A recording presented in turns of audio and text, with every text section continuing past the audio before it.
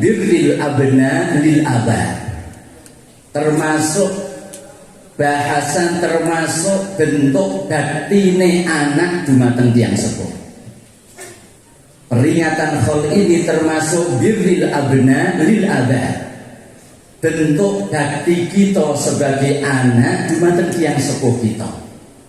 Mengapa demikian? Li annal aba salasa, tiang orang tua itu ada 3 macam. Yang pertama alladzi walladaka, orang yang telah melahirkan kita. Bapak ibu itu orang tua kita yang pertama. Nomor kali walladzi yuzawwijuka binta, orang tua kita yang kedua adalah orang yang telah menikahkan kita dengan putra atau putrinya. Berarti bapak ibu mertua niku adalah orang tua kita kedua.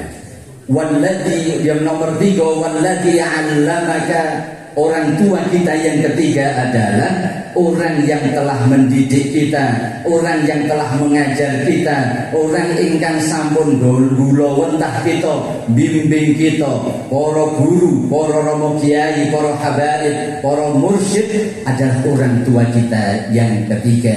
Dan wa afdaluhum, dan ini adalah orang tua karena yang diberikan adalah ruhani untuk ingat kepada Allah Subhanahu wa taala. Mila kanthi kita hadir wonten haule simbah Kanjeng Sunan Muria Sayyid Raden Umar Said, mugi-mugi kita nggih kadaku santrine Kanjeng Sunan Muria.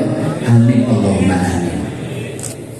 Para bapak ingkang kita hormati, Kanjeng Sunan Muria niki waliyun min auliyaillah la mahalah.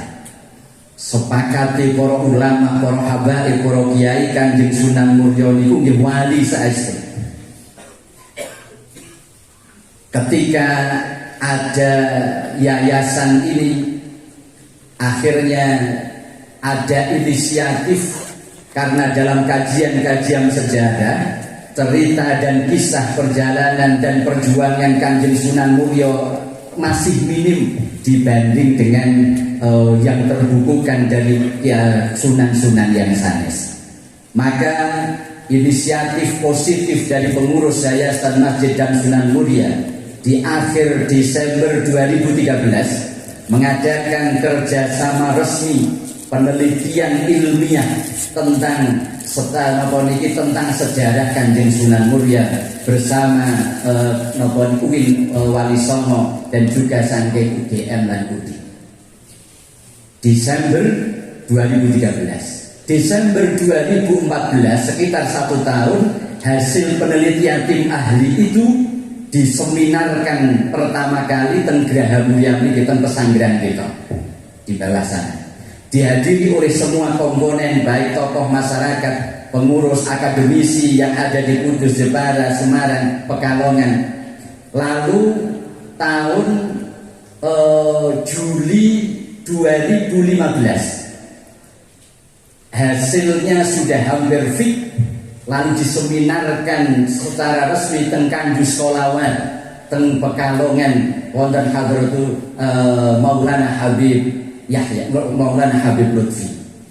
Pada saat itu bahkan Habib Lutfi ini ngantos pada hari itu mengkhususkan mulai pagi hari sampai sore untuk kita, untuk tim dari Yayasan Masjid dan Sunan Muria sama tim peneliti.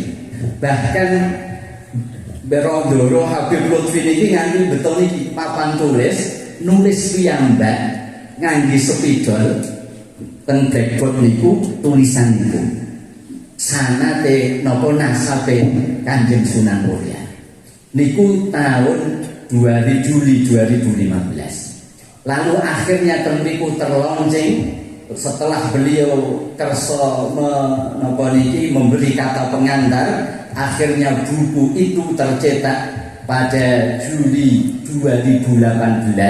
Itu cetakan pertama warna hijau dengan judul Sejarah Sunan Muria.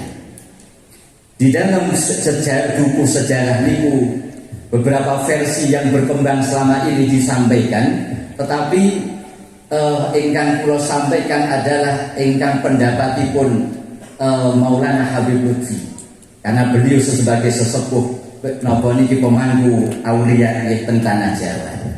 Intinya pun bahwa nasabe Kanjeng Sunan Muria, beliau adalah As-Sayyid Raden Umar Said bin As-Sayyid Usman Haji. Sayyid Usman Haji yang dimaksud ini bukan Sayyid Usman Haji yang kita kenal Sunan Kudung wonten Jawa Timur, tapi ini Sayyid Usman Haji yang makamnya ada di Pulau Mandalika, Pulau Mondoliko, boten tempat sirkuit Nusa Tenggara Barat, boten niki Mondoliko Jeporo. Jenengan ketika teng benteng Portugis, nanti di belakang situ ada lautan, sudah mulai lautan. Dari situ nampak ada pulau kecil di seberang sana, niku Pulau Mandalika. Akhirnya kita nitih perahu nggih ke sana. Di sana ada dua makam, yang di bawah niku makame Sayyid Usman Haji Agai ramane Kanjeng Sunan Muria, di atas wonten makam setunggalipun dari Trah Raja. Pun Sayyid Usman Haji bin Sayyid Ali Murtado. Sayyid Ali Murtado ini adalah adik daripada Sayyid Rahmatillah Kanjeng Sunan Ampel. Ya, terus Sayyid Usman Haji bin Sayyid Ali Murtado bin Sayyid Ibrahim Asmorofondi atau As-Samarfondi dan bin Sayyid Jumadal Kubro niki nasabe Kanjeng Sunan Muria yang sudah terbukukan hasil penelitian ilmiah dan direstui, ditapa asmoni, diberi kata pengantar oleh Maulana Habib Lutfi. Niku ingkang pertama untuk Kanjeng Sunan Muria. Lah kalau mayus boten usah dibahas, wis dirasakno ratusan ribu jutaan umat. Di antara peninggalannya yang jelas Kanjeng Sunan Muria sangat yang pertama, dan ini semua para wali, para romo kiai, para habib tentu masalah ketauhidan. Maka di antara yang nampak dan masih kita lihat dan kita baca adalah inskripsi wiridane Kanjeng Sunan Muria niku yang ada, malah kadangan niku bener Pak. di atas mihrab sana belakang niki warna putih lingkaran niku adalah manggih wiridane Kanjeng Sunan Muria. Akhirnya kita niki didamel istighosah rutin, baik pengurus Yayasan Masjid dan Makam Sunan Muria, baik pengurus Pondok Tahfidz Putri yang Buul Quran 2 Muria, kangge ngalap berkah niku. Intinya di situ wonten beberapa asmaul husna, wonten beberapa ayat, lalu manggih al-ikhlas muawwadatan al-fatihah. Ayat yang ada 3 ayat temriku, Allah latifum bi'ibadihi yarzuqu man yasha wa huwal qawiyul aziz, yang satu. Yang kedua dan ketiga, qul man yunajjikum min dhulumatil barri wal bahr tad'unahu tadarruan wa khufyah. Sampai 2 ayat. Niki peninggalan Kanjeng Sunan Muria. Lalu Kanjeng Sunan Muria niki diantaranya adalah bentuk kesederhanaan yang beliau tonjolkan, yang beliau nampakkan. Kanjeng Sunan Muria niku teng Serat Babat Demak niki kita buku niku sampun tercetak. Niku betul-betul Kanjeng Sunan Muria ikut di dalam pembangunan Masjid Agung Bintoro Demak. Lalu saat bersama para wali yang lain.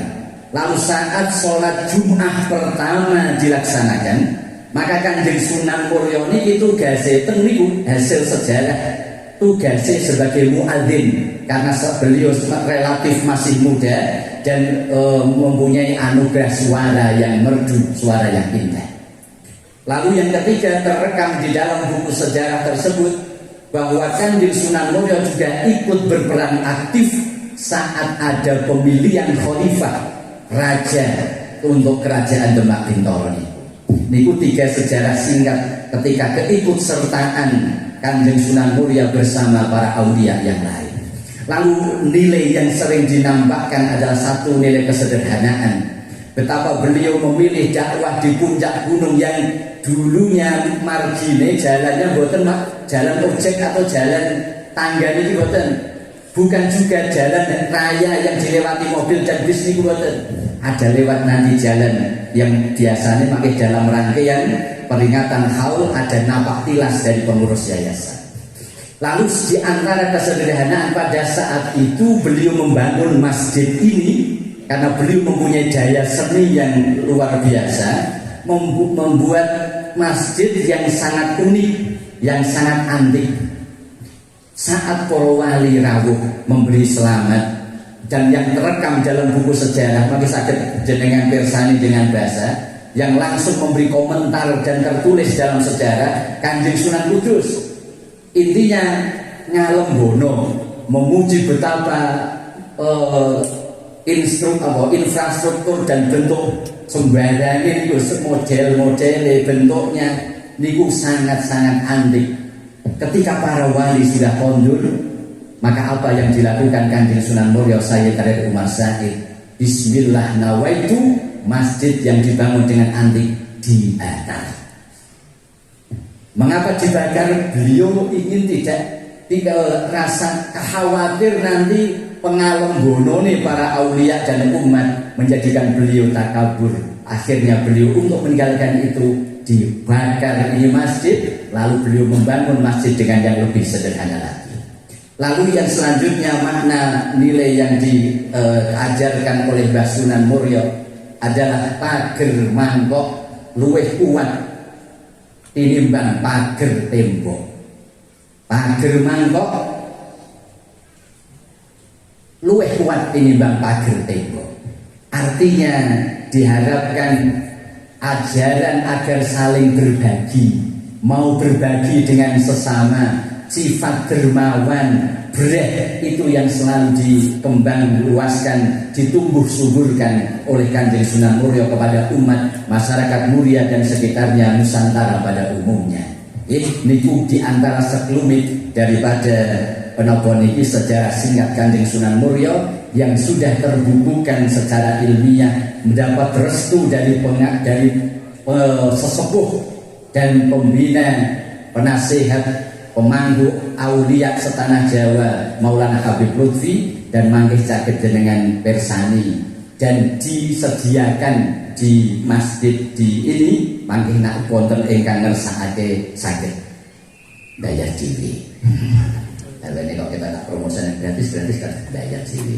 Bon, sebagai penutup niki kita manggih yang paling ini program kecil mawon juga saya itu kita badhe nyadong berkah doa nasihat wejangan saking Habib Ali menika. Beliau saking Tulung Agung, nggih saking Tulung Agung. Pun ingkang penutup,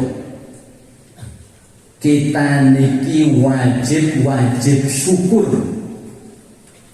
dengan status kita menjadi umat Rasulullah Sallallahu Alaihi Wasallam.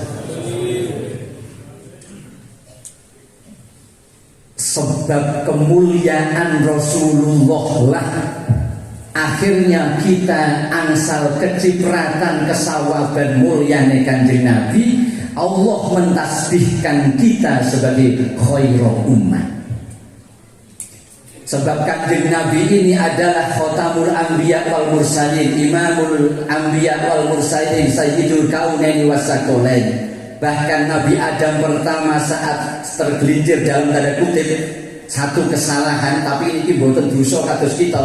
Sebab ini cara Allah untuk agar ada kehidupan di muka bumi, mendekati buah khuldi. Intinya beliau melihat ke aras, maka yang di aras yang ditampakkan cuma kalimat tauhid la ilaha illallah Muhammadur Rasulullah.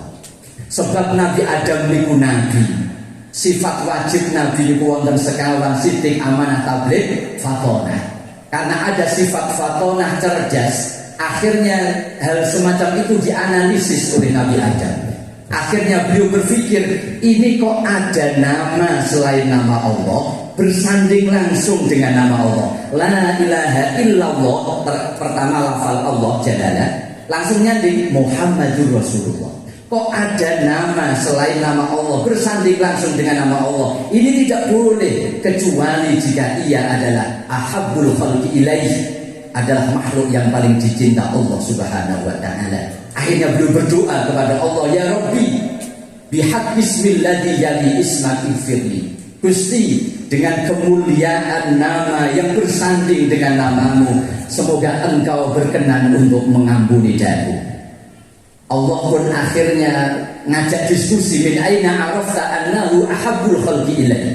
Adam, dari mana kamu tahu bahwa Muhammad ini adalah makhluk yang paling aku cinta? Akhirnya Nabi Adam beranalisa, membuat kias analogi, ya Rabbi, tidak mungkin dan tidak boleh ada nama yang bersanding dengan nama engkau, kecuali kalau jika ia adalah makhluk yang paling engkau cintai, wahai Rabbi. Allah pun menjawab, sodaqta ya Adam wa qad ghafartu lak. Bahkan Allah dawuh, laulaka wala lama khalaqul aflak. Maka pada saat itulah saat Nabi niku makhluk paling mulia, didamel wasilah. Dan terus tawasul wasilah niku ora kok lagi zaman sakniki. Bingung kok nek ana sing mempersalahkan wasilah niku. Nabi Adam niku wis tawasul. Tawasule ping kalih pas pertaubatan niku tawasul, pas badhe mahar, badhe menapa niki mempersunting Ibunda Hawa tawasul dengan sholawat kepada Rasulullah sallallahu alaihi wasallam. Akhirnya kita mendapat cipratan kuntum khairu ummatin ukhrijat linnas.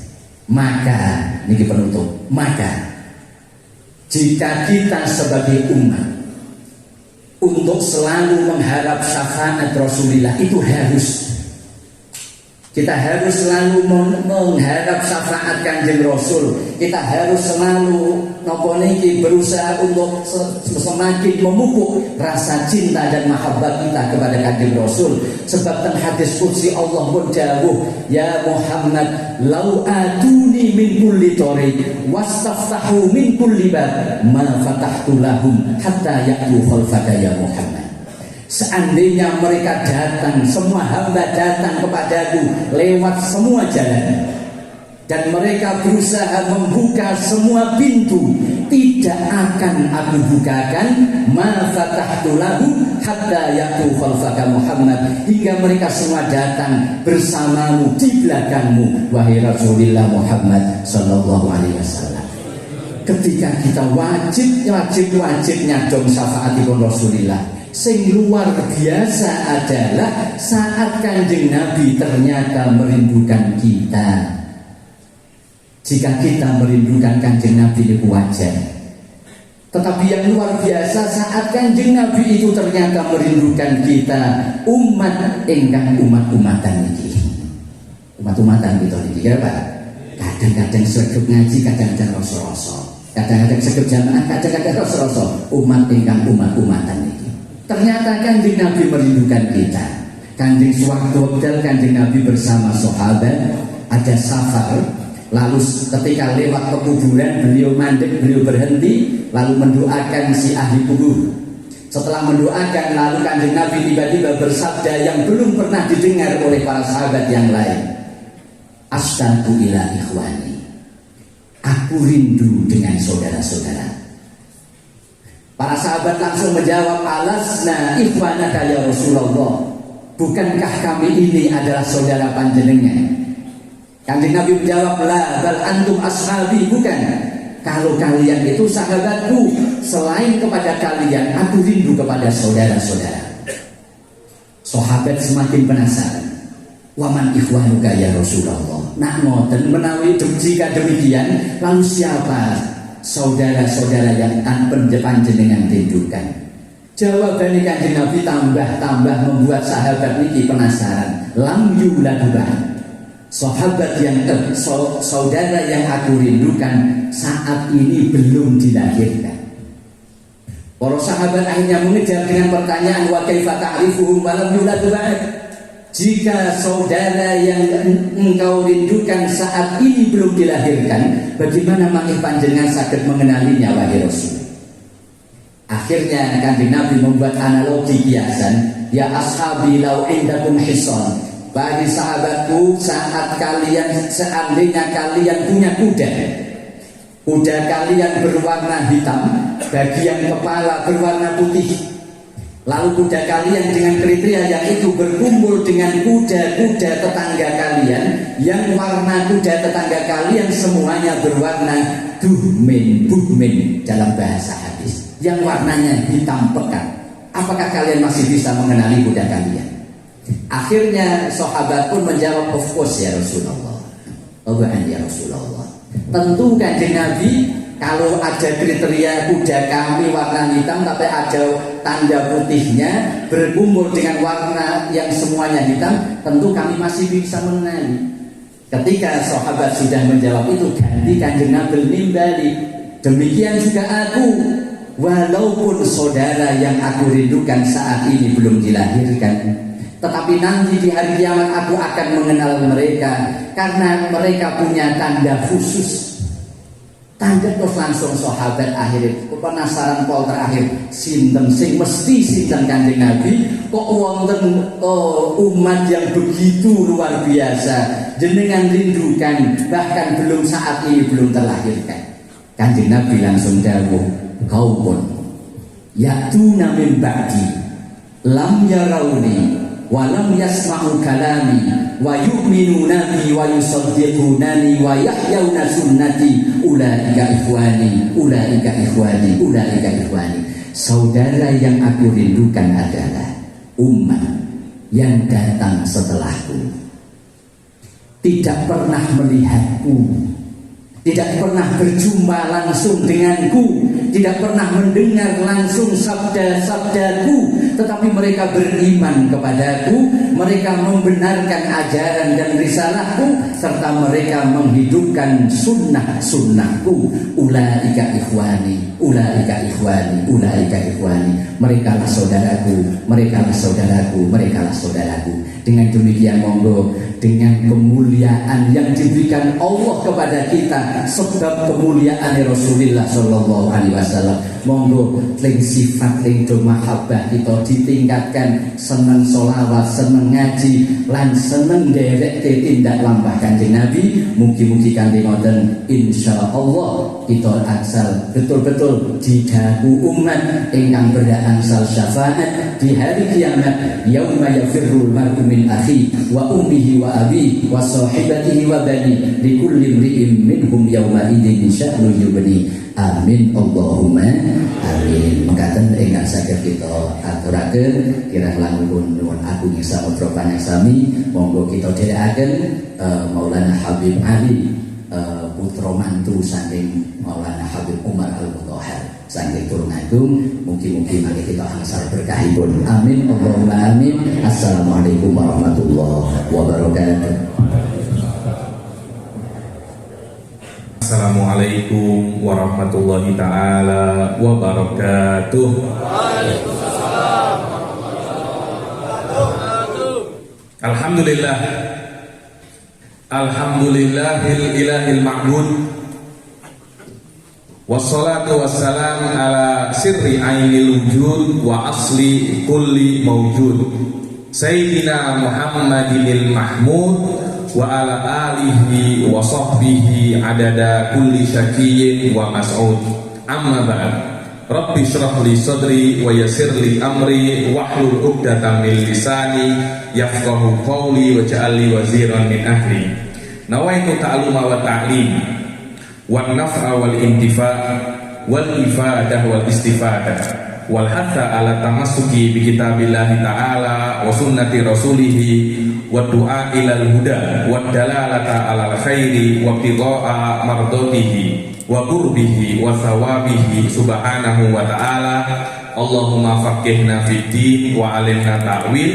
Rabbi shrah li sadri wa yassir li amri wahlul 'uqdatam min lisani yafqahu qawli. Amin amin. Alhamdulillah. Bagaimana kabar? Sehat sedaya nggih? Sampun mangan? Derek apa sampun? Aku wis. Siap iki suwe siap ya. Tapi kula nggih bingung. Tadi Pak Kiai Nur Amin sampun kathah yang disampaikan, kula niki bingung. Ibarat daging niku kula kalih tulangi. Kabeh dagingnya sampun dintekne Kiai Nur Amin. Semoga Allah Subhanahu wa taala menjadikan kita tiang yang menjadikan kita orang-orang yang bisa ambil manfaat di setiap majelis. Amin amin ya rabbal alamin. Mungkin banyak daripada tiang-tiang ini hadirin ngeluh, tapi Umar Mutahhar teko tapi kok sih enong. senes kula mantune Habib Umar Mutahar. Subhanallah, kula nggih mboten wonten rencana, tapi yang namanya takdir Allah Subhanahu wa taala mengizinkan saya dan mentakdirkan saya teng niki tasik Kudus nggih.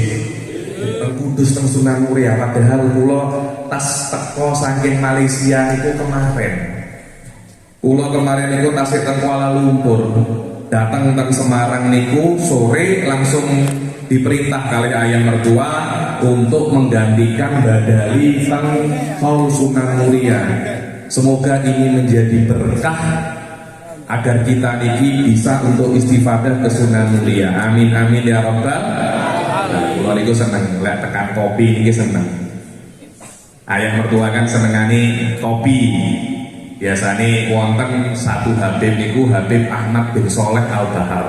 Niku pernah ngimpi berjumpa Nabi terus silos. Kula bahasa kula rada-rada angel nggih. Soalnya jarang teng Indonesia, jadi bahasanya niku napa? Campur-campur, kadang campur Indonesia, campur Moko, campur Melayu, campur-campur soalnya kathah teng negeri Malaysia, kathah jumpai pinipin. Apa buros? Wedok-wedok tak sih.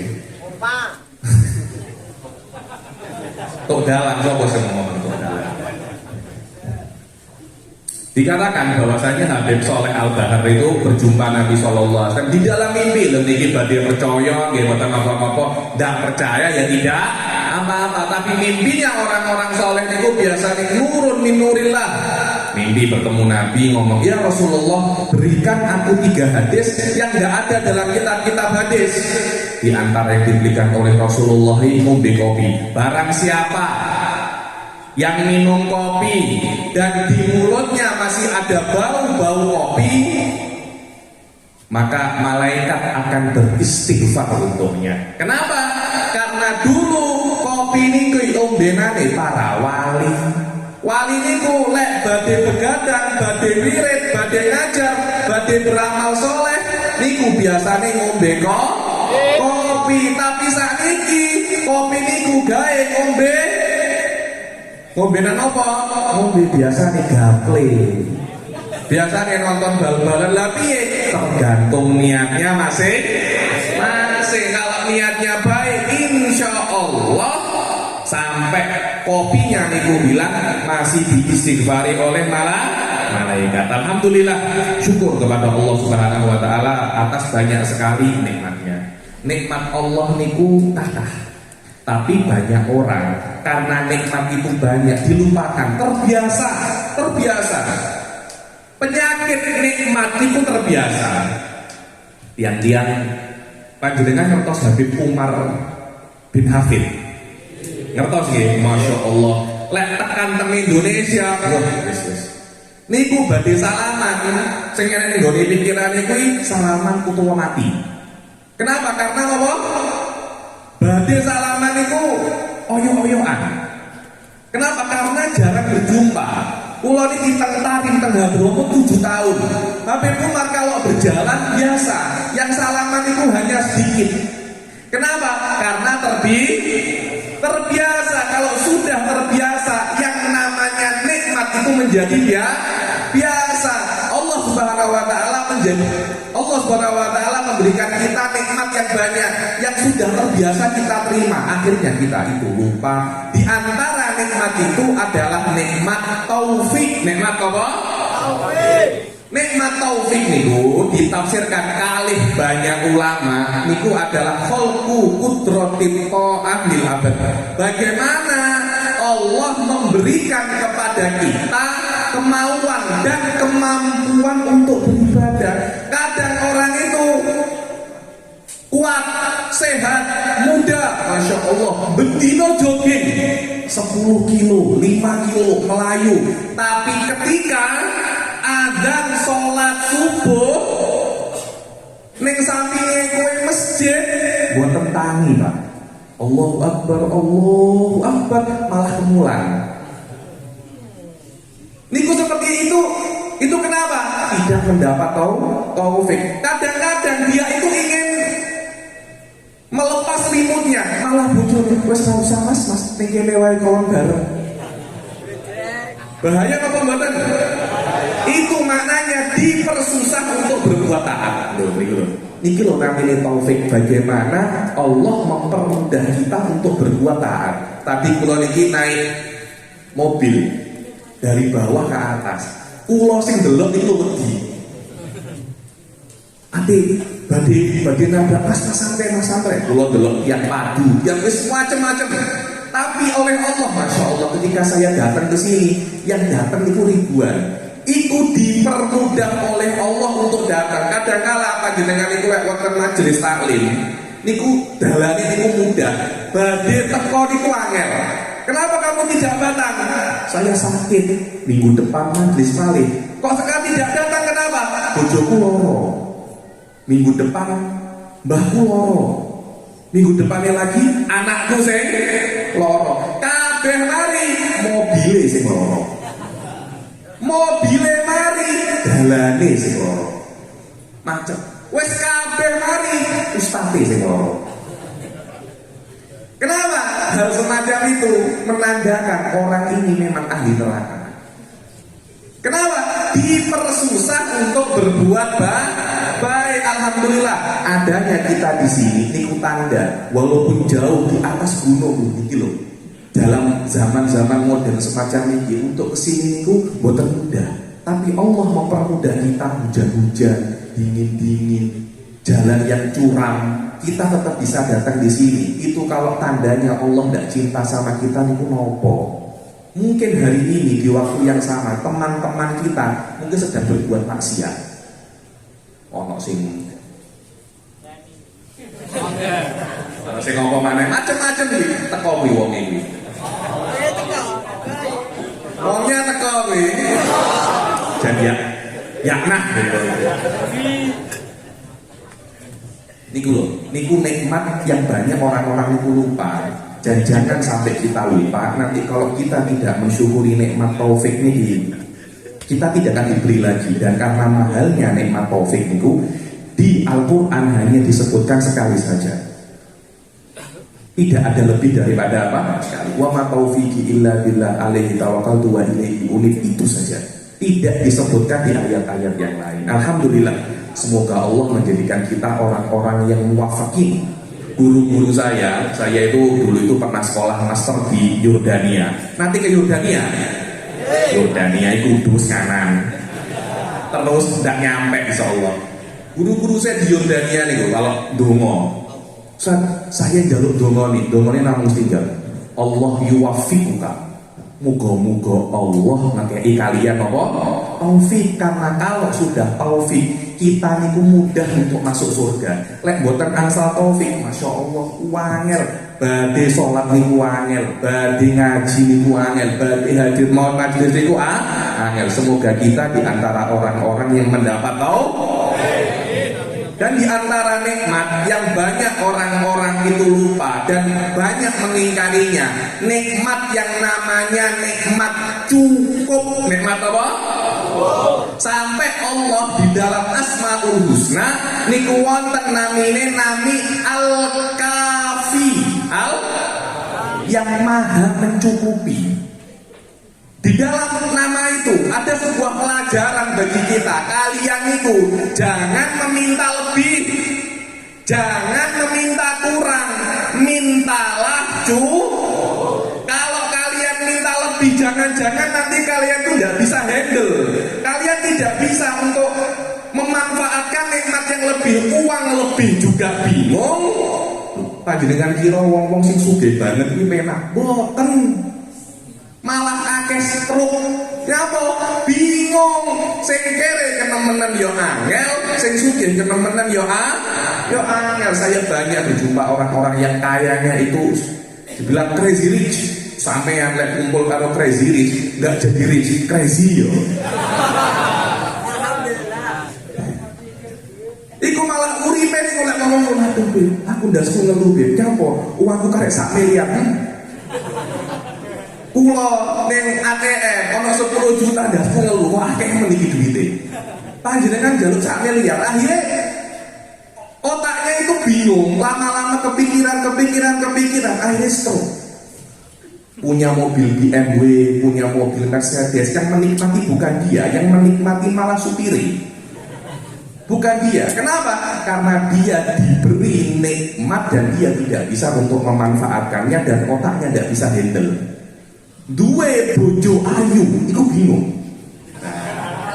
Loh iya, duwe bojo terlampau ayu itu bingung. Sampai dalam kitab-kitab fikih itu disebutkan mempunyai atau meminang perempuan yang bariul jamal, ayune ketemenan, itu makruh. Kenapa?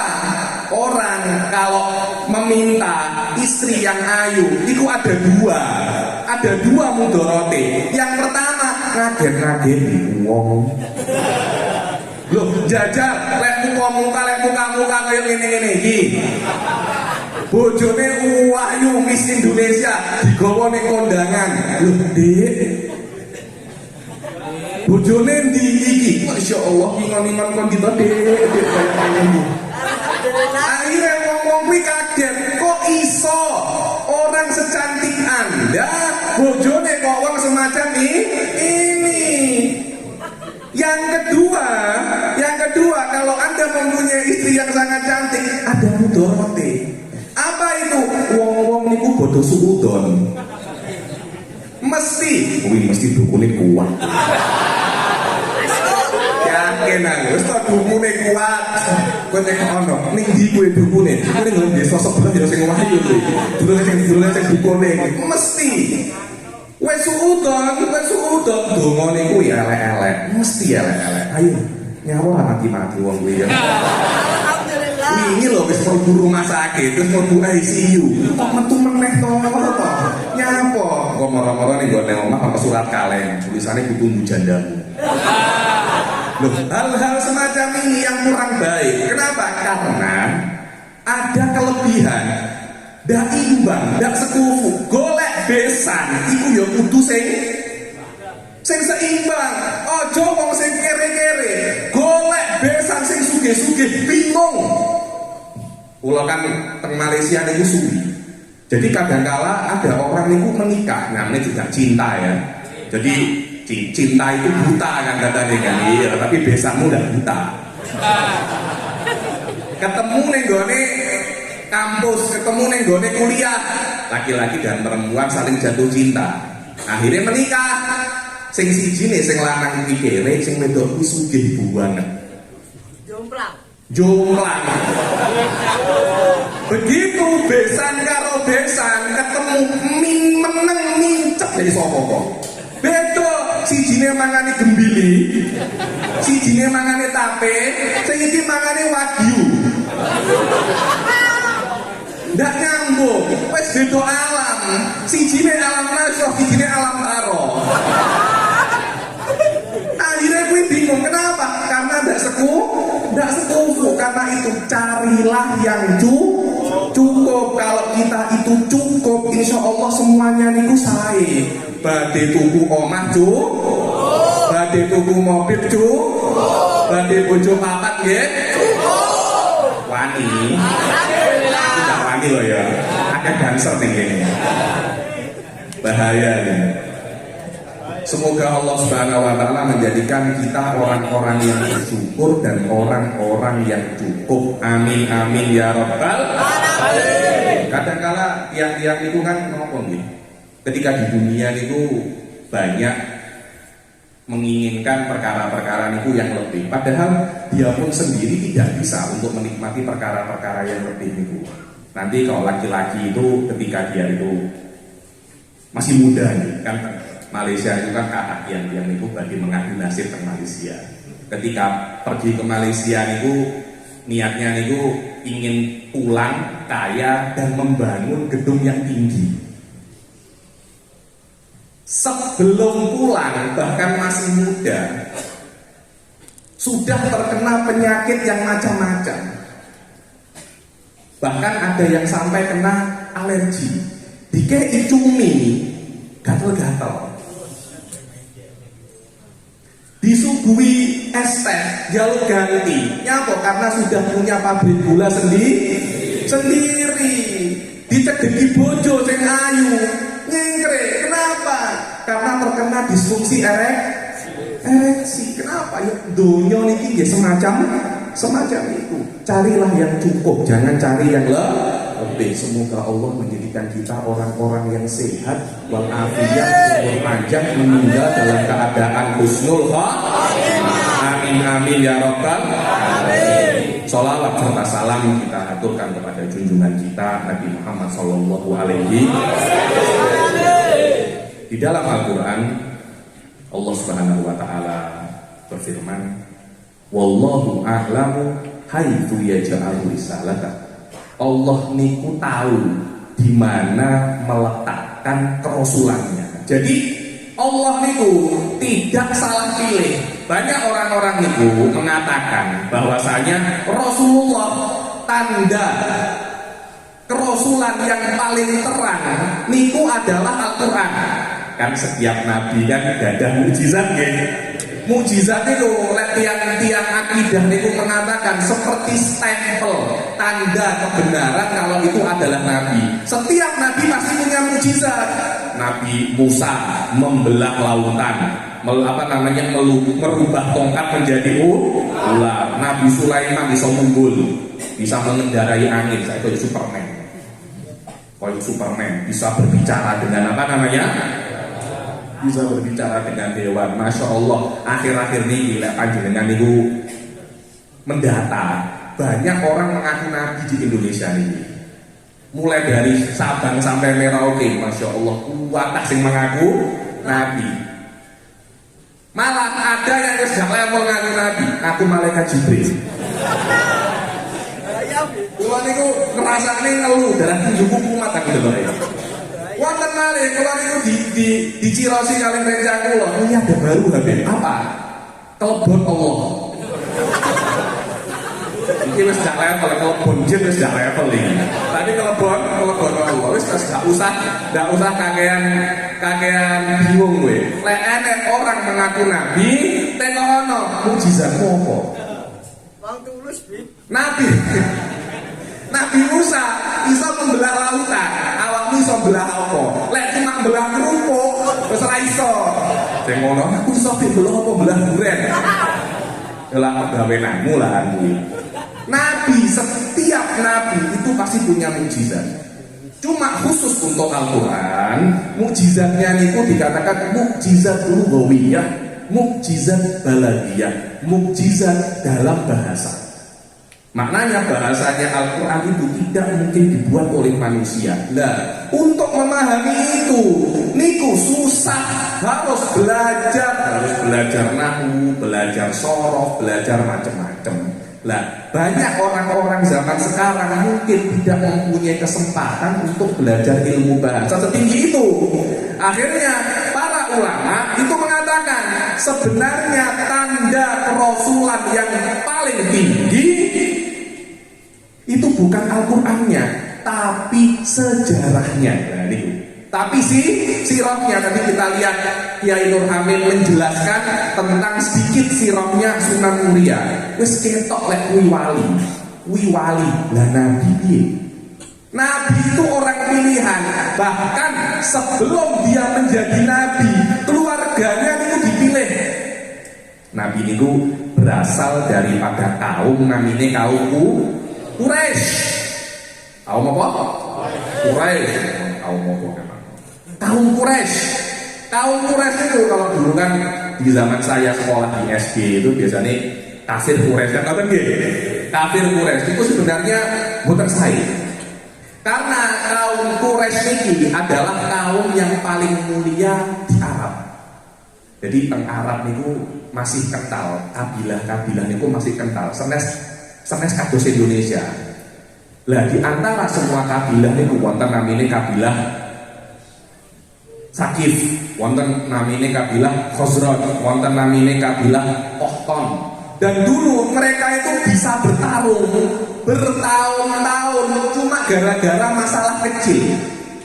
Wonten niku kabilah niku namanya Aus wa Gobrok. Niku tukaran goro-goro balapan keledai. Jadi lihat kira-kira wonten balapan kuda. Wong Arab di sini balapan keledai. Pas balapan si jine kuwi menang. Sing kalah ndak trimo. Kowe mesti licikan iki. Keledemu mau ngombe ekstra jos. Akhirnya malah keluar aku ndak iki mesti mau kei doping. Ndak trimo, akhirnya lho kowe kok menuduh aku licikan, kok menuduh aku curang. Ndak trimo, akhirnya perang 40 tahun cuma gara-gara apa? Balapan keledai. Lho sing keledai kuwi sapa? Wonge sing mempunyai keledai apa kewane kuwi? Inilah orang-orang zaman dahulu itu berperang cuma gara-gara sesuatu yang remeh. 40 tahun berapa nyawa yang melayang itu. Orang-orang itu semuanya takut kepada orang Quraisy. Kenapa? Karena Allah menitipkan kepada Quraisy ini rumahnya. Wahai orang Quraisy, aku titipkan kepadaku rumahmu. Karena orang-orang Quraisy itu adalah orang yang tinggal di Mekah, di samping Masjidil Haram. Dan Allah mengatakan bahwasanya jagalah rumahku, aku percayakan rumahku kepadamu. Kalau kamu merawat rumahku, insya Allah uang-uang yang orang-orang yang lainnya itu akan menghormatimu. Tugasku wahai orang Quraisy 3. Apa itu?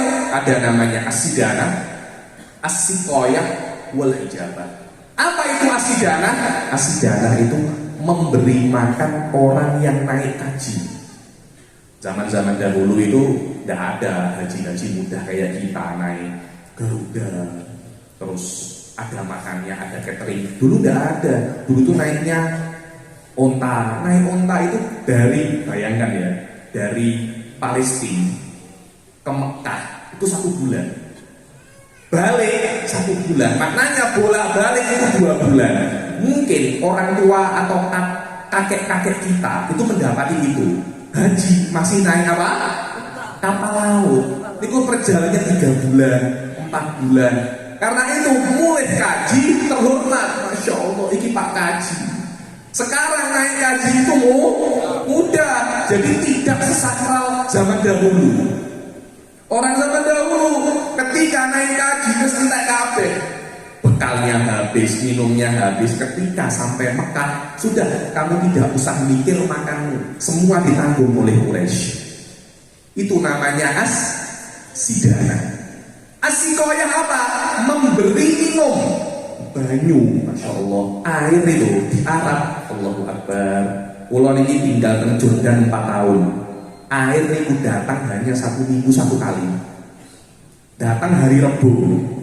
Lek hari Jumat entek, yo ngenteni sampai hari Rebo. Lah nguyuh sisik piye? Lek pas mencret dari masjid. Adus, gak iso adus wis. Tidak bisa, air itu susah. Alhamdulillah ning Indonesia ora tahu ana kami, oh banyu ku entek ana kaya ngono. Wonten paling pipane rusak.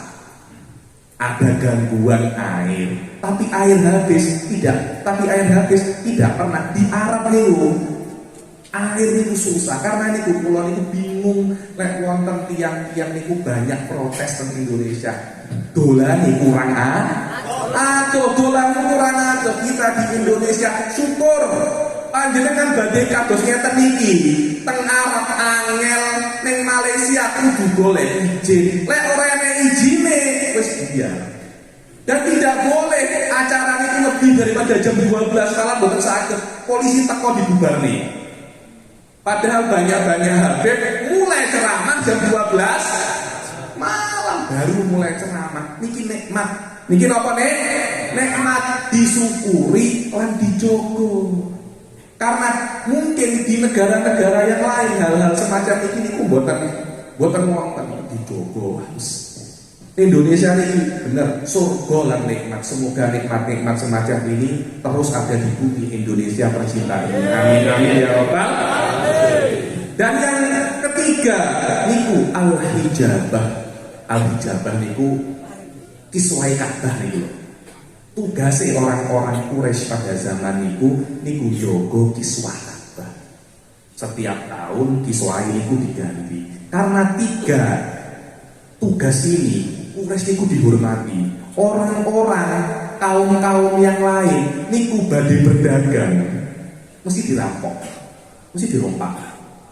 Orang Thaqif mau berdagang dirompak, orang Khazraj mau berdagang dirompak, orang Quraisy berdagang tidak ada yang rompak.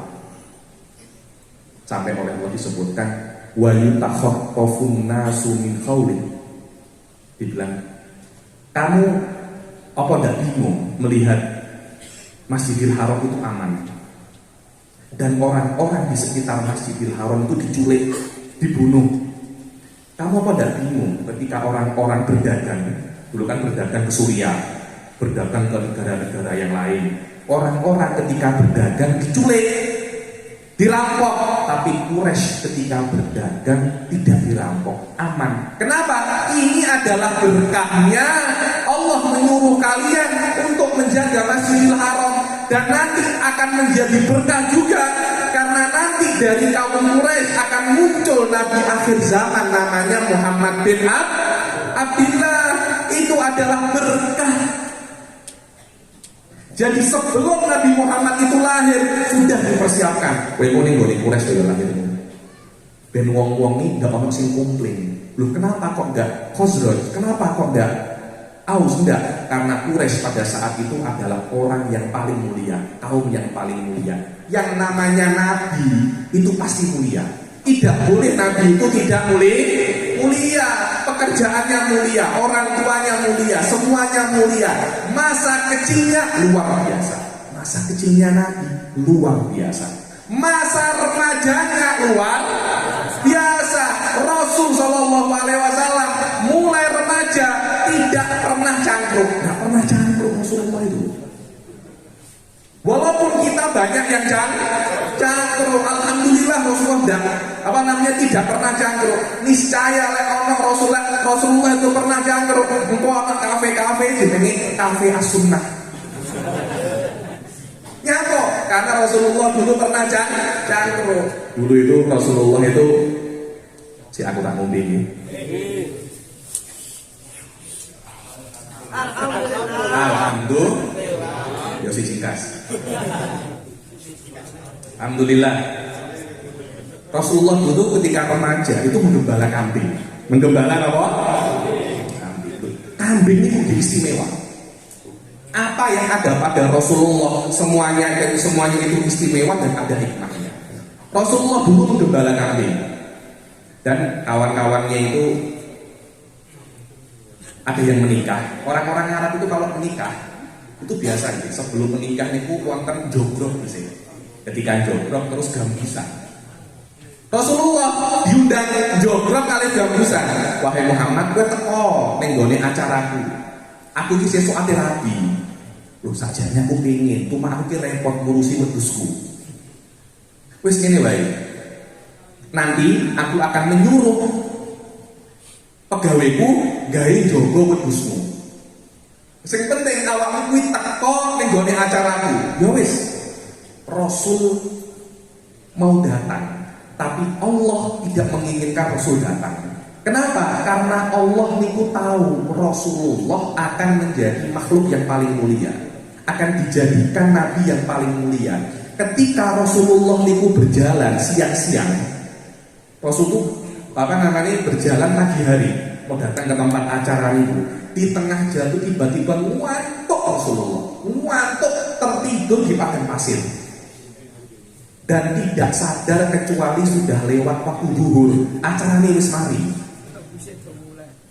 Sisuke Rasulullah itu, ya Muhammad, kenapa kamu tidak datang? Aku keturun.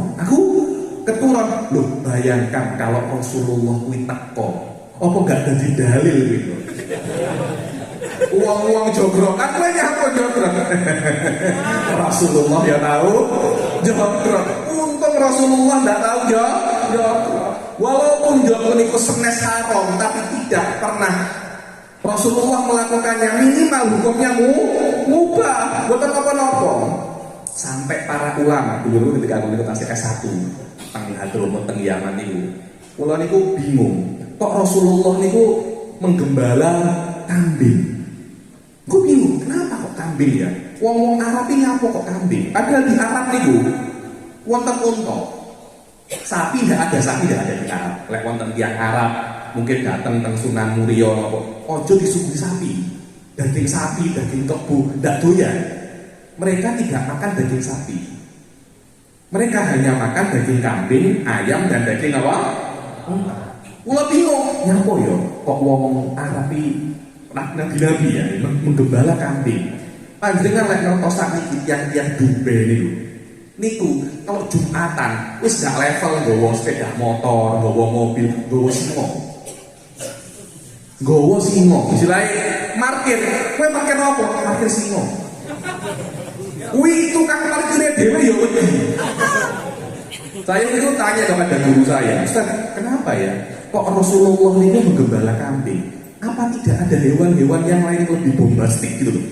Ini kan Nabi, kok kan Rasulullah menggembala unta kan lebih mahal. Apa sesuatu yang mahal gitu loh. Guru saya ngomong, ya sembus, menggembala kambing ya kambing. Sampai suatu saat itu saya membaca satu artikel bahwasanya kambing adalah hewan yang paling bodoh. Kambing adalah hewan yang paling bodoh dan tidak bisa dilatih. Tidak bisa dilatih kambing itu.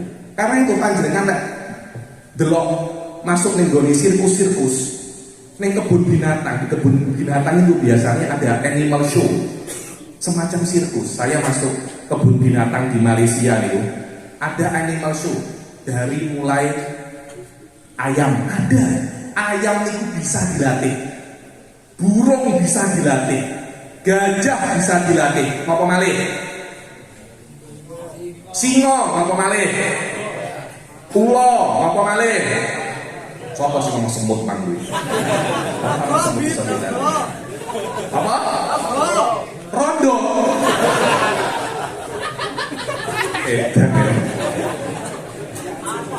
Tapi tidak ada panjenengan melihat kambing dilatih, ya ada. Tidak ada. Kambing bukan untuk dilatih, kambing untuk digulai, kambing untuk disate, bukan untuk dilatih. Sampai aneh kan kami diketek orang tau, kami dibedus sama orang. Tidak ada. Sopo sing latih kambing?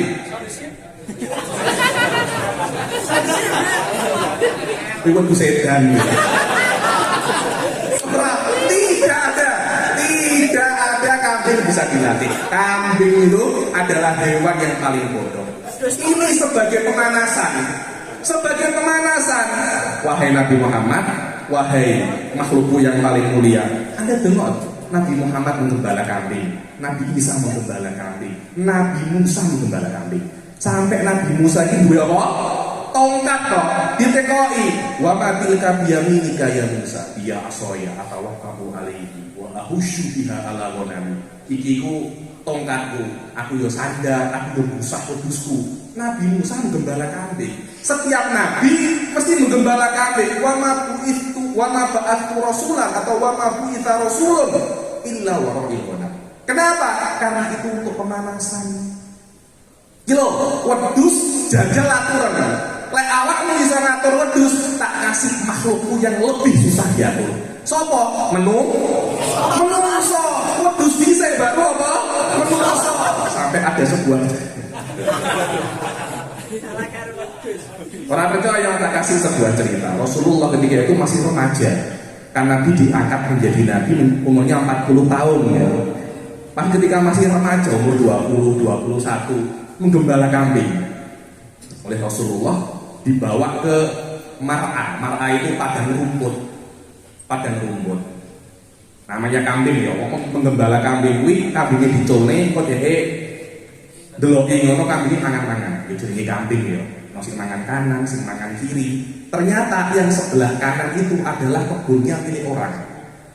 Yang namanya kambing kalau makan sing penting hijau dipangan. Nggih napa nggih? Kambingnya Indonesia, kambingnya Malaysia, niku mangan daun. Panjenengan ngerti kambingnya orang Arab, orang mangan daun, mangan karton, mangan kaos, kabeh dipangan. Apa? Pasir. Wah, awakmu mangan pasir iki. Dulu tuh saya itu pernah jemur pakaian di Arab niku. Benceblok hilang tak delok. Apa nak pencuri pakaian dalam ya. Ketika ceblok, ternyata ning ngisor iki kambing wis apa? Wis ngono. Wis pengin mangan. Sopo ngomong mirip mangan. Aja.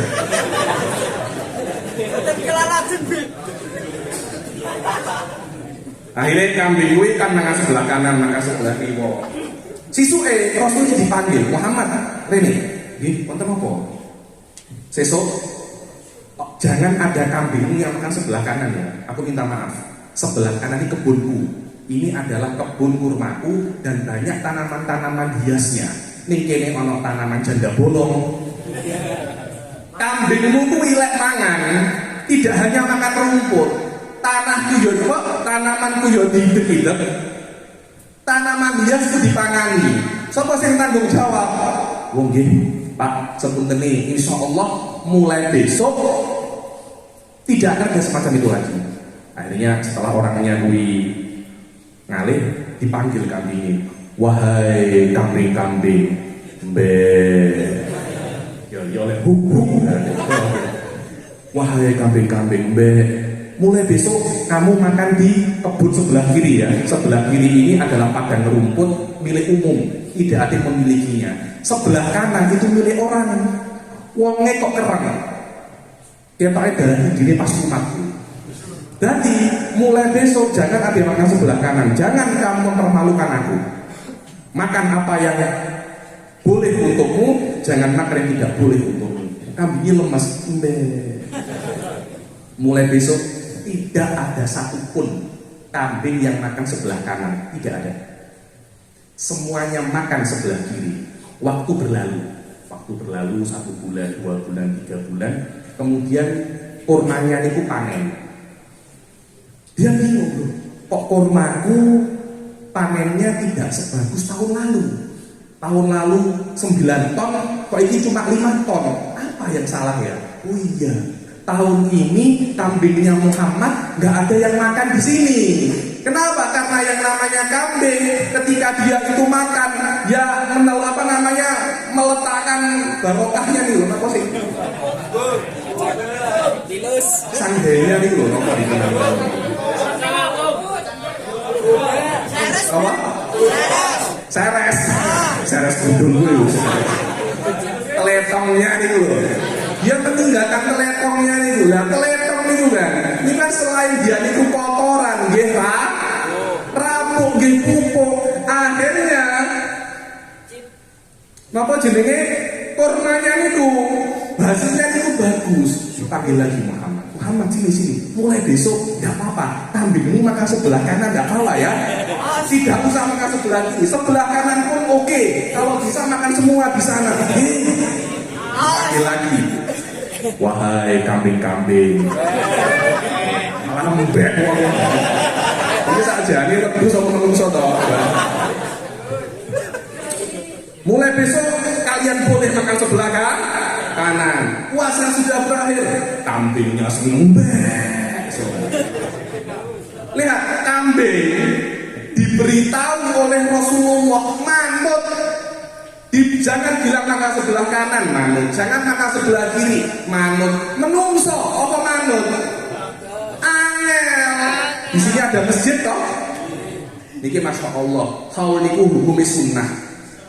Kalau hal yang sunnah saja sebanyak ini, apalagi sholat subuh berjamaah. Alhamdulillah. Sholat subuh berjamaah niku hukumnya fardhu kifayah. Fardhu kifayah kali sunnah penting pundi? Nah, sing teko berapa ekor niku? Kira-kira tiange kali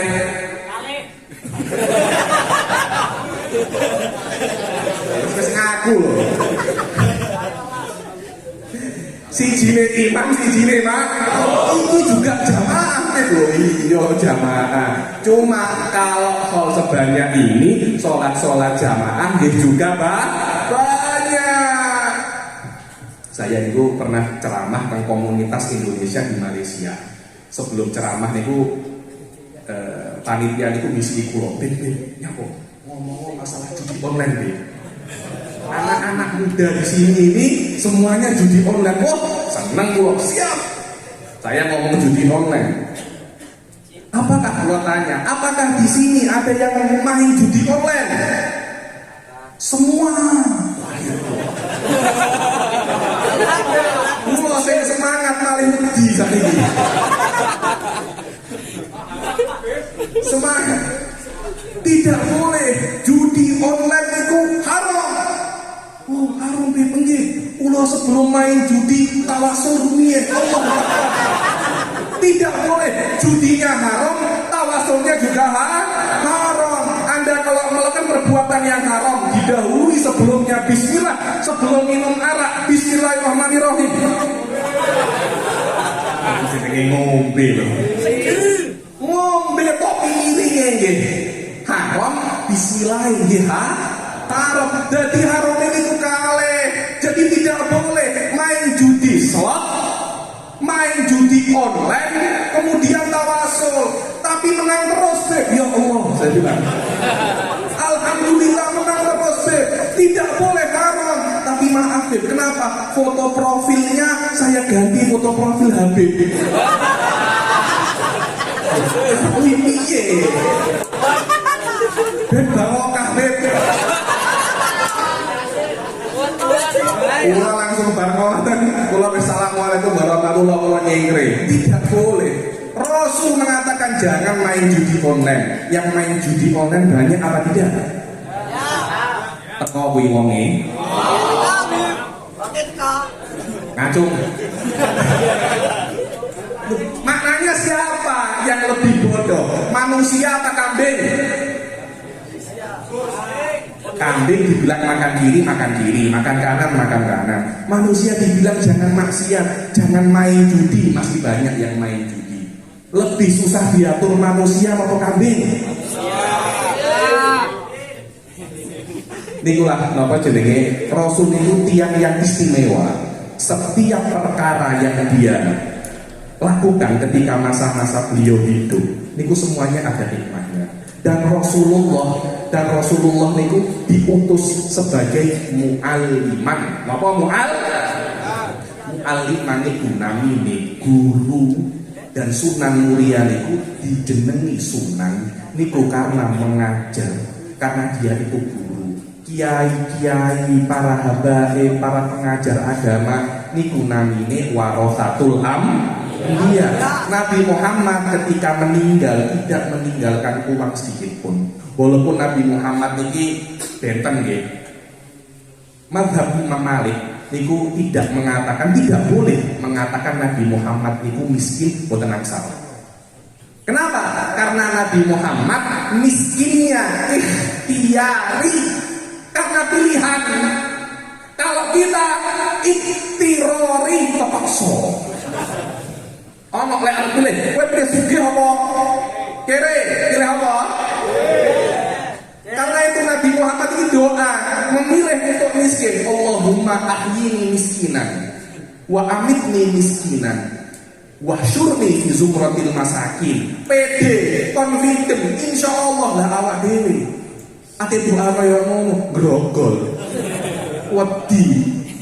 Doa Allahumma ahyini ghaniyan wa amitni ghaniyan wa syurni fi zumratil aghniya. Ya Allah, jadikanlah aku kuwi urip sugih, mati pun dalam keadaan sugih, dan bangkitkanlah kami dalam keadaan sugih. Niku doane kita. Rasulullah tidak, karena itu Rasulullah itu miskinnya ikhtiyari, pilihan. Dipilih, gue pilih sugih apa kiri? Aku pilih kiri ya Rasulullah. Aku pilih kiri ya Allah. Kita, gue pilih sugih apa kiri? Tidak jelas itu. Sugih mesti tidak ada mikir mana ya Allah. Sugih, pokoknya apa? Rasulullah dari semua semua kehidupan Rasulullah itu adalah contoh. Dan Rasulullah diutus ke dunia ini untuk menjadi pengajar, untuk mengajarkan orang tentang ilmu. Begitu pula yang menggantikan Rasulullah adalah juga orang-orang yang mengajarkan ilmu. Karena itu dikatakan al-ulama warasatul, bukan tujar, bukan pedagang, bukan bukan yang lain-lain, tapi hanya ulama. Karena itu ulama niki nopo nggih adalah level yang paling tinggi, sosial yang paling tinggi di dalam masyarakat dan di dalam agama. Sampai nopo jenenge pada zaman dahulu, di zaman Khilafah Utsmaniyah niku panjenengan nek badhe ngertos, rumah yang paling besar itu adalah rumahnya ulama.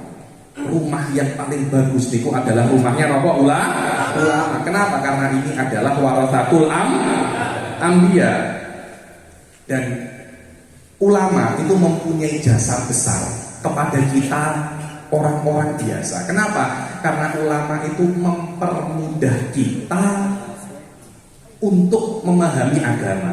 Kita perlu kepada ulama niku di dunia juga di akhirat. Perlu di dunia juga perlu di akhirat. Tuh, bagaimana Habib? Iya, di dunia bagaimana? Tidak, di dunia itu ulama itu mempermudah kita untuk belajar agama. Dan tidak semua orang yang wajib belajar agama itu buatan setiap orang. Tidak setiap orang wajib menjadi ulama. Hanya beberapa orang wajib untuk mengorbankan hidupnya, mengorbankan umurnya untuk mendalami agama dan agar bisa diajarkan kepada orang-orang yang lain. Ulama mempermudah kita untuk mengambil hukum daripada Al-Quran. Ibarat minyak wangi, kan kata loh, wonten minyak wangi niku mawar, wonten minyak wangi nopo melati. Niku sudah diproses. Sudah pemakaian ini gampang. Wonten sing pusat-pusatnya kan ini. Wonten sing apa? Semprot. Dan semuanya itu berasal daripada banyak yang daripada bunga. Minyak wangi yang paling wangi niku namine misik kasturi. Misik kasturi niku berasal saking darah kijang. Di kijang niku nanti kalau dia itu berlari niku wonten kaya mentol sedikit teng mriki. Nanti mentolnya niku lugur, jatuh, niku isinya darah. Niku adalah bahan dasar daripada misik kasturi. Niku minyak wangi nomor 1. Yang minyak wangi nomor 2, niku namanya ambar. Ambar niku sakniki muntai paus. Niku namanya ambar. Niku minyak wangi nomor 2. Lah sakniki boleh ambar napa misik niku angel. Dadi minyak wangi niku saking bunga. Jadi bunga diekstrak menjadi minyak wangi, dan bunga niku kathah. Wonten bunga melati, jadi minyak wangi melati. Wonten minyak bunga napa? Mawar, jadi minyak wangi napa? Mawar. Bunga napa malih? Bunga desa. Bunga napa malih? Bunga bagai. Ora tau delok minyak wangi bunga bagai. Bunga Kamboja. Sopo kayak ngomong bunga api ya, Pak? Coba panjenengan mengambil bunga, langsung panjenengan sedot. Wah, kowe lek ana tawone beban. Abuh kabeh. Begitu pula asal madu. Ulama itu sudah memproses madu sedemikian rupa. Daripada sarangnya tawon diperes, tinggal menikmatinya saja. Coba kalau panjenengan langsung mengambil sarang tawon atau mengambil tawonnya, nyesep daripada silitnya itu. Kinten-kinten piye? Ampun napa mboten? Kalau kita orang-orang awam langsung mengambil hukum daripada kitab wa sunnah tanpa ulama, resikonya itu besar. Akhirnya banyaknya firqah dolak, banyaknya kelompok-kelompok yang sesat niku disebabkan langsung mengambil hukum daripada kitab wa sunnah tanpa adanya ini. Niku senes kula sing ngomong Al-Imam Muhammad bin Yusuf As-Sanusi dalam kitabnya beliau Al-Muqaddimah yang dikaji di pondok-pondok Jawa. Biasanya itu kalau mengaji Syarah Umil Barohin sebelumnya mengkaji Al-Muqaddimah dulu. Dikatakan di situ bahwasanya di antara sebab kesesatan adalah Anda langsung mengambil kitab dan sunnah tanpa ada basic bahasa, tanpa ada basic ilmu yang lain. Kenapa? Bisa salah paham. Nah, mayoritas yang salah paham itu daripada kurangnya bahasa. Banyak ayah mertua saya itu pernah mentafsirkan, ada orang itu mentafsirkan Al-Quran ini lucu. Uang tidak tahu agama ingin mengartikan Al-Quran la yamutu wala tidak bermutu dan banyak mengeluarkan biaya. Lakui tafsirnya wong edan. Kenapa? Karena tidak ada apa? Tidak ada basic-basic tidak ada basic-basic hukum, tidak ada basic-basic untuk memahami Al-Quran. Ini perlunya kita di dalam dunia kepada ulama. Ulama kita memerlukannya untuk mempermudah kita memahami hukum-hukum agama. Di akhirat pun kita juga perlu kepada ulama. Di akhirat tuh, di akhirat.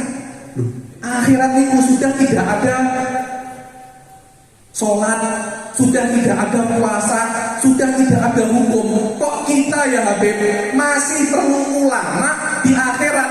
Iya, kita masih perlu ulama di akhirat. Nanti di akhirat itu insya Allah ini semuanya insya Allah min ahli surga ya. Diriwayatkan di surga nanti itu ada yang namanya suqul jannah, pasar surga. Dan itu dikatakan setiap hari Jumat. Setiap hari Jumat itu ada yang namanya suqul jannah. Suqul jannah itu apa? Semua orang-orang akan diundang untuk kenduri, akan diundang untuk jamuan makan oleh Allah. Wong-wong muria, wong-wong kudus, ayo teko ning jamuane Allah. Siap teko sedaya. Wis mangan. Ketika datang ke surga, semuanya makan warak, wis selesai. Sekarang Allah ingin mengucapkan beberapa kata-kata. Allah ingin bertanya kepada semua ahli surga, wahai ahli surga, apa ada yang kurang daripada nikmatku di surga? Wong-wong niku ingat-ingat ning surga kok ana sing kurang apa? Kabeh wis ana. Wong-wong kudus bidadari ini kurang semok ya. Tapi mau ngomong sama Allah itu malu. Masuk ngomongnya kalau masuk ke surga kok masih ada yang kurang. Ngomong sama Allah malu. Akhirnya orang-orang kudus ini mencari ulama kudus. Di sini Kiai Nur Hamid. Bayai, tolong ngomong sama Allah. Bidadari ini kurang semok. Alhamdulillah. Jadi yang namanya kiai, yang namanya ulama di akhirat pun masih akan kita perlukan sebagai penyalur aspirasi antara kita dan Allah. Apa yang kita inginkan daripada nikmat-nikmat surga, kita bisa minta kepada apa namanya para ulama di surga sebagai penyalur aspirasi, di dunia sebagai wasilah antara kita dan hukum-hukum Allah. Pak Banser pun, Masya Allah Pak Banser itu.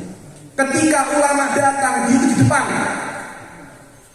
oh aman, silakan maju. Nanti ketika di surga, insya Allah, sebelum para ulama itu masuk surga, Banser sih masuk surga. Amin. Surga aman Pak. Surga diberisik. Surga aman. Kiai boleh masuk. Amin amin ya Rabbal alamin. Inilah cara kita untuk kita itu bisa untuk khidmat kepada ulama.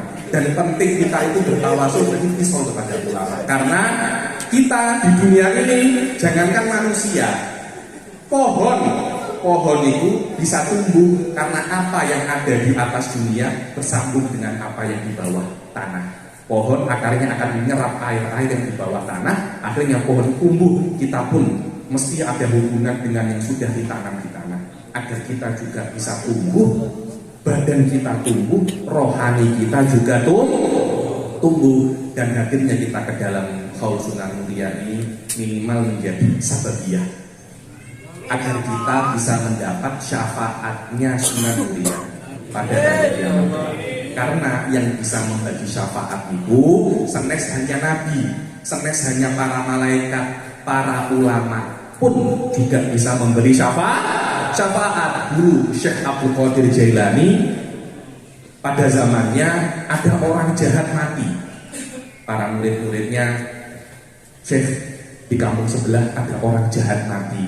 Kita minta syafaatnya untuk orang jahat ini biar tidak diazab. Bisa, tapi beri aku sababiyah. Apa itu sababiyah? Sababiyah itu hubungan aku antara dia. Apakah dia pernah hadir majelisku? Tidak pernah. Oke. Dia pernah hadir majelis muridku? Ya tidak pernah. Dia pernah melihat aku? Tidak pernah. Dia pernah melihat muridku? Tidak pernah. Lah terus aku ingin memberi syafaat kepada dia. Pernah satu. Apa itu? Dia melihat debu. Ketika engkau wahai Syekh Jailani pergi daripada majelis naik kuda, orang ini melihat debu kuda tersebut. Melihat debu kudanya, katanya Syekh Jailani, wajabat. Karena dia melihat debu kudaku, aku bisa memberikan syafaat kepadanya. Debu kuda ini adalah sebagai sababiyah hubungan antara aku dan dia. Insya Allah makomnya Sunan Muria tidak kalah tinggi dengan makomnya Syekh Jailani. Insya Allah dengan hadirnya kita pada haulnya beliau ini, semoga ini menjadi syafaat kita, menjadi sababiyah kita untuk bisa mendapatkan syafaat Sunan Muria kelak dan sunan-sunan yang lain. Karena inilah faedahnya kita kenal dengan ulama, hadir haulnya ulama, dan terus tawasul kepada ulama.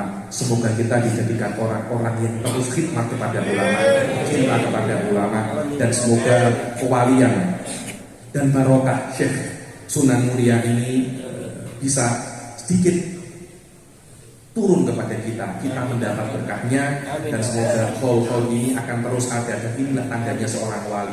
Wali itu adalah orang muslim yang bermanfaat. Bagaimana?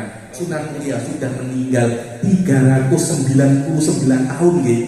Ditanya ini haul yang berapa? 399, masih hidup. Orang yang sudah meninggal bisa memberi manfaat rezeki ribuan orang, ojek-ojek semuanya, orang-orang sekitar sini masih berjualan, terus mati. Tapi orang-orang yang hidup masih mengambil manfaat terhadap beliau. Dulu itu saya itu diundang ceramah di negeri Melaka di Malaysia. Di Melaka itu jadi tak ngombe ya. Soalnya cerita terakhir. Oh, pun bengi. Terus yang mana ya? Teng Melaka itu wonten pulau kecil. Namanya pulau kecil tapi namanya pulau besar.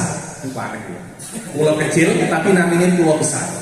Di pulau besar itu pulau itu saking Malaka naik speedboat 20 menit 30 menit.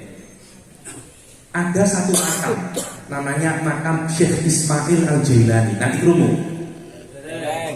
Ini Cirose gurunya salah satu sunan. Gurunya Sunan Kalijogo nopo Sunan Kudus.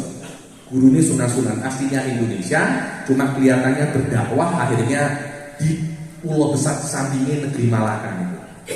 Sing pulau aneh, teng makam Sunan Syekh Ismail Jailani ini ada tiang-tiang Hindu. Teng Malaysia kan 3 tahun ya. Cina, Melayu, India sing Hindu, sing wonten apa? Abang-abange. Kula ningali niku, kula mentawan yang kudu utari ya. Wes nyanyi kula ya. Kula bingung. Saya tanya, Makcik. Masa kula ngomong yu. Opa Korea. Makcik. Makcik, kenapa datang ke sini?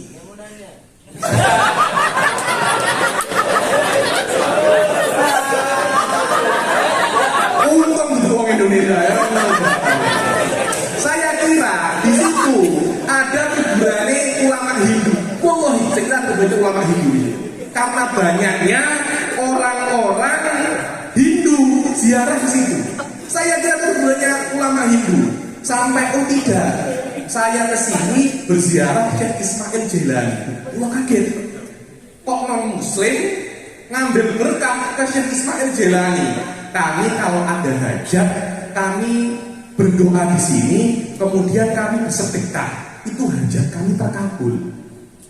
Saya bilang ini loh ulama, di makam-makamnya para ulama niku wonten kados wifi, hotspot, sinyal kuat, yaitu yang kita kenal dengan rahmat. Kalau kita berdoa di sinyalnya yang kuat, di tempat sinyalnya yang kuat, sinyalnya 5G, doa langsung nyampe. Nek ning omah-omah kita karena banyak maksiat, karena banyak digawe nonton Netflix. Apa meneh HP ini mbok isine apa kuwi? Ayo apa isine HP ini? Handship.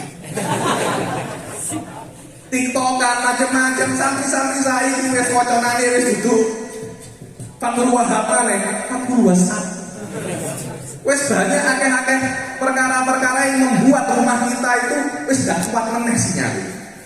Kadang-kala sinyal itu bukan 3G maneh, 2G.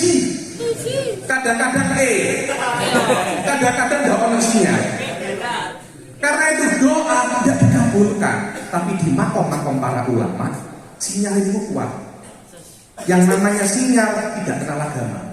Gimana pun selama ada sinyal, selama ada wifi, kamu berdoa, kamu meminta, mesti nyampe. Tidak peduli apa agama Anda, lost doll. Karena itu orang-orang non-Islam pun ketika berdoa dikabulkan oleh Allah Subhanahu wa Ta'ala. Dan di antara sinyal-sinyal yang kuat, sunan-sunan ini. Insya Allah karena itu tawasullah kepada para sunan, berdoalah di makam-makamnya para sunan. Orang-orang tadi Hadramut selalu mengatakan, "Idza ta'aqqadatil umur fa'alaika bi ahli kubur." Lek wis ruwet, lek wis mungkat, Bahaya. lek wis bahaya kabeh, fa'alaika bi ahli kubur. Datanglah ke makam, tawasullah, doa. Insya Allah semua keruwetan akan diurai. Semoga Allah Subhanahu wa Ta'ala menjadikan kita orang-orang yang diberkahi, orang yang bisa mendapatkan berkahnya sunan mulia, mendapatkan berkahnya para sunan, dan kita dijadikan orang yang berumur panjang dan meninggal dalam keadaan husnul khotimah. Amin amin ya rabbal alamin. Allahumma ja'al hadza jam'an marhuma wa tafarruqan min ba'dihi tafarruqan maksuma wa la taj'al fina wa la minna syaqiyan wa la mahruma. Allahumma la tad'ana dzamban illa ghafarta wa la syaqiyan illa as'abta wa la zaliman illa hadaita wa la madluman illa nasarta wa la hajatan min hawaijid dunya illa laka fiha ridha wa lana fiha shalah ya rabbal alamin. Rabbana arinal haqqa haqqan warzuqna ittiba'ah wa arinal batila batilan warzuqna ijtinabah. Rabbana atina fid dunya hasanah wa fil akhirati hasanah wa qina adzabannar. Wa sallallahu ala sayyidina Muhammadin wa ala alihi wa sahbihi wa sallam wa ala alihi niyyah wa ala kulli niyyah shalihah wa ala ma nawahu asrafun salihun khususan ala ma nawahu sunan mulia wa jami'i sunan man qablahu wa man ba'dahu wa ala alihi niyyah wa ala kulli niyyatin shalihah wa ala ma nawahu asrafun salihun. Allahumma adkhil niyatina fi niyyatihim wa a'malana fi a'malihim wa ila hadratin Nabi Muhammad sallallahu alaihi wasallam bisirril Fatihah.